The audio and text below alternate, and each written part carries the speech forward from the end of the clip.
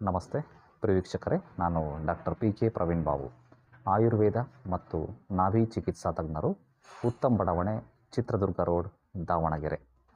ನಮ್ಮ ಸಂಪೂರ್ಣ ವಿಳಾಸ ಇದೇ ವಿಡಿಯೋದ ಆರಂಭದಲ್ಲಿ ಮತ್ತು ಅಂತ್ಯದಲ್ಲಿ ಡಿಸ್ಪ್ಲೇ ಮಾಡಲಾಗ್ತದೆ ಮತ್ತು ಡಿಸ್ಕ್ರಿಪ್ಷನ್ ಬಾಕ್ಸಲ್ಲಿ ಕೂಡ ಲಭ್ಯ. ನಮ್ಮ ದೂರವಾಣಿ ಸಂಖ್ಯೆ ವೀಕ್ಷಕರೇ 6360104359. ಏನು ಹೇಳಿ? 6360104359. ಮತ್ತೊಂದು ನಂಬರು 9448836044. ಇವತ್ತಿನ ವಿಷಯ ವೀಕ್ಷಕರೇ, ಭಾಳಷ್ಟು ಜನರನ್ನ ಕಾಡ್ತಾ ಇದೆ. ಫಸ್ಟ್ ಆಫ್ ಆಲು, ಈ ಸಮಸ್ಯೆ ನಿಜವಾಗಲೂ ಸಮಸ್ಯೆ ಹೌದೋ ಅಲ್ವೋ? ಅದು ಯಾವುದು ಗೊತ್ತಾ ವೀಕ್ಷಕರೇ? ಊಟದಲ್ಲಿ ಮದ್ದು ಹಾಕೋದು. ಹಿಂದಿನ ಕಾಲದಲ್ಲಿ ಇದು ವಾಡಿಕೆಯಲ್ಲಿ ಇತ್ತು. ಹಿತಶತ್ರುಗಳು ನಮಗೆ ಗೊತ್ತಿರೋ ಅಂಥವರೇ ನಮಗೆ ಗೊತ್ತಿಲ್ಲದಂಗೆ ಊಟಕ್ಕೆ ಮನೆಗೆ ಕರೆದು ಸತ್ಕರಿಸಿ ಆಹಾರದಲ್ಲಿ ಗೊತ್ತಾಗದಂಗೆ ಮದ್ದು ಹಾಕಿಬಿಡೋದು. ಇದು ಸತ್ಯನಾ? ನೀವು ಕೇಳ್ಬೋದು. ಇಂಥ ಮಾಡರ್ನ್ ಯುಗದಲ್ಲೂ ಕೂಡ ನೀವು ಒಬ್ಬ ಕ್ವಾಲಿಫೈಡ್ ಡಾಕ್ಟ್ರಾಗಿ ಕೂಡ ಇದನ್ನೆಲ್ಲ ನಂಬ್ತೀರಾ ವೀಕ್ಷಕರೇ? ಸೈನ್ಸು, ಮಾಡ್ರನ್ನು, ಹಳೆ ಪದ್ಧತಿ, ಮೂಢನಂಬಿಕೆ, ಗೂಢಾಚಾರಿಕೆ, ಡಂಬಾಟಿಕೆ ಇವೆಲ್ಲವನ್ನೂ ಒಂದು ಸೈಡಿಗಿಡೋಣ. ನನ್ನ ಪ್ರಕಾರ ನೀವು ನನ್ನನ್ನು ಕೇಳೋದಾದರೆ, ಆಯುರ್ವೇದ ವೈದ್ಯನಾಗಿ ನೀವೇನು ಹೇಳ್ತೀರಿ ಅಂತ ನನ್ನನ್ನು ನೀವು ಕೇಳೋದಾದರೆ ವೀಕ್ಷಕರೇ, ಇದು ಸತ್ಯ. ಹೆಂಗೆ ಹೇಳ್ತೀರಿ? ಚಾಣಕ್ಯನ ಕಾಲದಲ್ಲಿ, ಕೌಟಿಲ್ಯನ ಅರ್ಥಶಾಸ್ತ್ರದಲ್ಲಿ ಚಾಣಕ್ಯನೇ ಬರೆದಿಟ್ಟಿದ್ದಾನೆ. ಯುದ್ಧ ಭೂಮಿಯಲ್ಲಿ ಕುಟಿಲ ನೀತಿ, ಕೂಟನೀತಿಗಳನ್ನು ಅಳವಡಿಸ್ತಾ ಇದ್ದರು. ಆವತ್ತಿನ ಕಾಲದಲ್ಲಿ ಕತ್ತಿ, ಗುರಾಣಿ, ಗನ್ನು, ಆ ತೋಪು ಇವನ್ನ ಹಿಡ್ಕೊಂಡು ಯುದ್ಧ ಮಾಡೋದೇ ಯುದ್ಧ ಅಲ್ಲ ವೀಕ್ಷಕರೇ.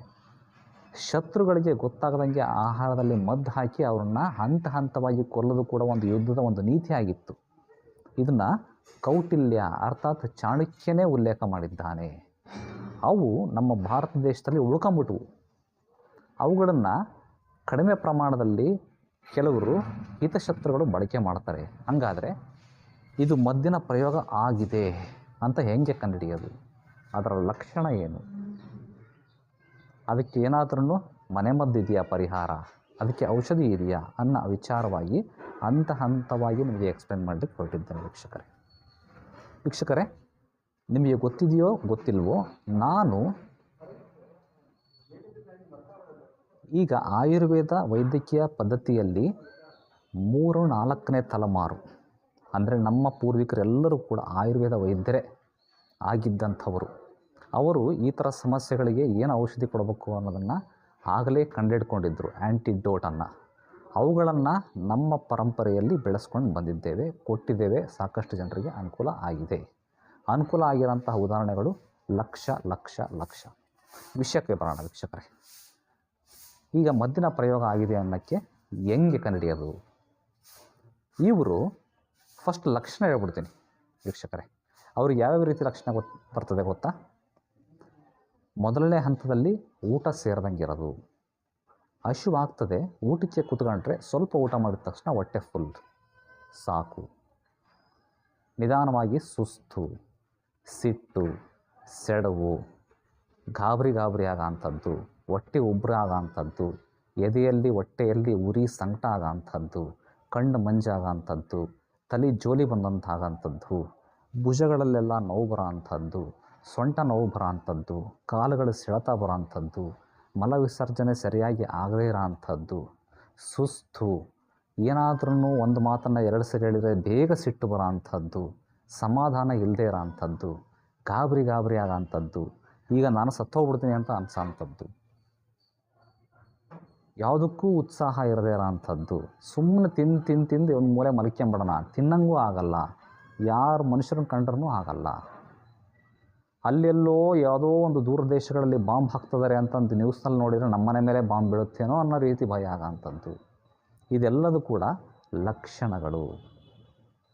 ಇವರಿಗೆ ನಿಮಗೆ ಯಾವ ಟೆಸ್ಟ್ ಬೇಕಾದ್ರೂ ಮಾಡಿಸಿ, ಯಾವ ಡಾಕ್ಟ್ರ್ ಹತ್ರ ಹೋಗ್ರಿ, ಏನು ಬೇಕಾದ್ದು ಕೊಡಲಿ, ಗ್ಯಾಸ್ಟ್ರಿಕ್ಕಿನ ಮಾತ್ರೆ ಕೊಡಲಿ, ಭುಜ ನೋವು, ಕತ್ತಿ ನೋವು ಮಾತ್ರೆ ಕೊಡಲಿ, ತಲೆ ಚಕ್ಕರ್ ಮಾತ್ರೆ ಕೊಡಲಿ, ಕಣ್ಣು ಮಂಜಾಗಕ್ಕೆ ಮಾತ್ರೆ ಕೊಡಲಿ, ಅಶ್ವಾಗಕ್ಕೆ ಮಾತ್ರೆ ಕೊಡಲಿ, ಮಲ ವಿಸರ್ಜನೆ ಸರಾಗ ಆಗ್ಲಿಕ್ಕೆ ಮಾತ್ರೆ ಕೊಡಲಿ, ಯಾವ ಮಾತ್ರೆನೂ ಕೆಲಸ ಮಾಡಲ್ಲ ಇವ್ರ ಮೇಲೆ. ಯಾವ ಟೆಸ್ಟ್ ಬೇಕಾದ್ರೂ ಮಾಡಿಸ್ರಿ ಡಾಕ್ಟ್ರು. ಶುಗರ್ ಟೆಸ್ಟ್ ಮಾಡಿಸ್ತಾರ, ಬಿ ಪಿ ಟೆಸ್ಟ್ ಮಾಡಿಸ್ತಾರ, ರಕ್ತ ಪರೀಕ್ಷೆ, ಮಲ ಪರೀಕ್ಷೆ, ಮೂತ್ರ ಪರೀಕ್ಷೆ, ಸ್ಕ್ಯಾನಿಂಗು, ಎಂಡೋಸ್ಕೋಪಿ, ಅದು ಇದು ಎಲ್ಲ ನಾರ್ಮಲ್ಲು. ಈ ಥರ ನಾರ್ಮಲ್ ಇದ್ದಾಗ ಏನು ಅಂತ ಚಿಕಿತ್ಸೆ ಕೊಡ್ತಾರೆ ವೈದ್ಯರು. ವೈದ್ಯರನ್ನ ದೂರೋದಲ್ಲ, ಅವ್ರನ್ನ ತೆಗೊಳ್ಳೋದಲ್ಲ.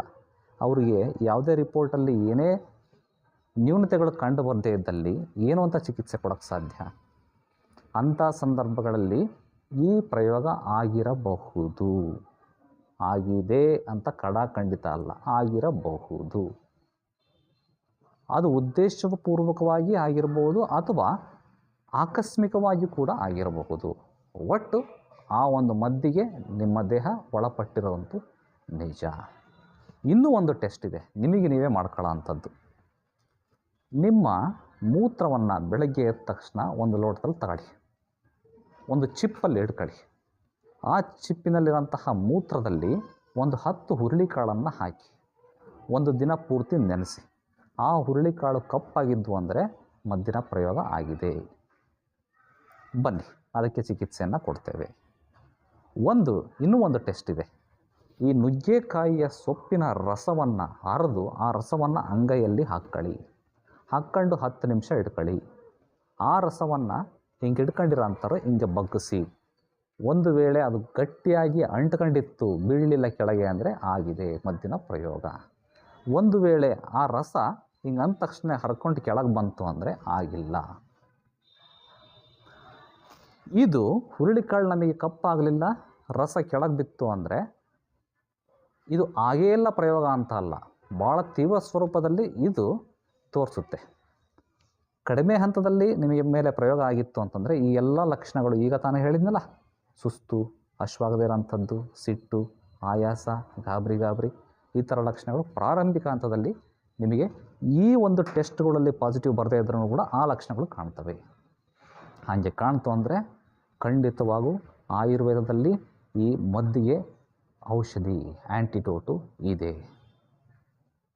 ನಮ್ಮಲ್ಲಾದರೂ ಬನ್ನಿ, ಹತ್ತಿರದ ಆಯುರ್ವೇದ ವೈದ್ಯರನ್ನು ಸಂಪರ್ಕ ಮಾಡಬೇಕು. ಇದಕ್ಕೆ ಆಗಿರುವಂತಹ ಇದರಲ್ಲೇ ಪರಿಣಿತಿ ಪಡೆದಿರುವಂಥವ್ರ ಹತ್ರ ಚಿಕಿತ್ಸೆಯನ್ನು ಪಡ್ಕೋಬೇಕು. ಇನ್ನೂ ಕೆಲವರು ಹೇಳ್ತಾರೆ, ವೀಕ್ಷಕರೇ, ನಮಗೆ ಮದ್ದಾಗಿದೆ ಅಂತ ಹೇಳಿ ಮೆಡಿಸಿನ್ ಕೊಟ್ಟರು, ವಾಂತಿ ಮಾಡಿಸಿದ್ರು, ಬಂತು. ವೀಕ್ಷಕರೇ, ನೀವು ಮದ್ದು ಆಗಿದೆ ಪ್ರಯೋಗ ಅಂತ ಗೊತ್ತಾಗಿ ವಾಂತಿ ಮಾಡಿಸ್ತಾರೆ, ಅದೆಲ್ಲ ಸತ್ಯ ಒಂದು ರೀತಿ. ಅದು ಯಾವಾಗ ಕೆಲಸ ಮಾಡುತ್ತೆ ಗೊತ್ತಾ ವೀಕ್ಷಕರೇ? ನಿಮ್ಮ ಮೇಲೆ ಮದ್ದಿನ ಪ್ರಯೋಗ ಆಗಿ 6 ತಾಸಿನ ಒಳಗಡೆ ಆದರೆ ಅದು ವಾಂತಿ ಮುಖಾಂತರ ಹೊರಗಡೆ ಬರ್ತದೆ. ಒಂದು ವೇಳೆ 6 ತಾಸಿಗಿಂತ ಜಾಸ್ತಿ ಆಗಿತ್ತು ಅಂದರೆ ಅದು ಜೀರ್ಣ ಆಗಿ ರಕ್ತಕ್ಕೆ ಸೇರಿಬಿಟ್ಟಿರ್ತದೆ. ಆವಾಗ ಆ ವಾಂತಿ ಪ್ರಯೋಗ ಖಂಡಿತವಾಗೂ ಕೆಲಸ ಮಾಡಲ್ಲ. ಸೊ ಆಯುರ್ವೇದ ವೈದ್ಯರನ್ನು ಸಂಪರ್ಕ ಮಾಡಿ ಈ ಮದ್ದಿನ ಚಿಕಿತ್ಸೆಯನ್ನು ಪಡ್ಕೊಂಡು ಈ ಎಲ್ಲ ಸಿಂಪ್ಟಮ್ಸ್ಗಳಿಂದ ಹೊರಬಂದು ಆರೋಗ್ಯಕರವಾದಂತಹ ಜೀವನವನ್ನು ನಡೆಸಲಿಕ್ಕೆ ಅವಕಾಶ ಇದೆ. ಈ ವಿಷಯವನ್ನು ಎಲ್ರಿಗೂ ಶೇರ್ ಮಾಡಿ. ಮುಂದಿನ ಸಂಚಿಕೆಯಲ್ಲಿ ಮತ್ತೆ ಭೇಟಿಯಾಗೋಣ. ಆಮೇಲೆ ಇನ್ನೊಂದು ವಿಷಯ, ಈ ಮದ್ದಿನ ಪ್ರಯೋಗ ನಿಮ್ಮ ಮೇಲೆ ಆಗಬಾರದು. ಹಿತಶತ್ರುಗಳ ಮನೆಯಲ್ಲಿ ನೀವು ಊಟ ಮಾಡುವುದು ಅನಿವಾರ್ಯ ಆಗ್ತದೆ. ಅಂಥ ಸಂದರ್ಭದಲ್ಲಿ ಏನು ಮಾಡಬೇಕು ಗೊತ್ತಾ? ಊಟ ಆದ ನಂತರ ಒಂದು 2 ಕಾಳು ಏಲಕ್ಕಿಯನ್ನು ತಿನ್ನುವಂತಹ ಅಭ್ಯಾಸವನ್ನು ರೂಢಿಸ್ಕೊಳ್ಳಿ. ಆವಾಗ ಆ ಮದ್ದಿನ ಪ್ರಯೋಗ ನಿಮ್ಮ ಮೇಲೆ ಆಗಿದ್ರೂ ಕೂಡ ಅದು ನಿಮ್ಮ ದೇಹದ ಮೇಲೆ ತೀವ್ರ ಸ್ವರೂಪವನ್ನು ಬೀರಲ್ಲ. ಈ ವಿಷಯವನ್ನು ಎಲ್ರಿಗೂ ಶೇರ್ ಮಾಡಿ. ಮುಂದಿನ ಸಂಚಿಕೆಯಲ್ಲಿ ಮತ್ತೆ ಭೇಟಿಯಾಗೋಣ. ಧನ್ಯವಾದಗಳು ವೀಕ್ಷಕರೇ.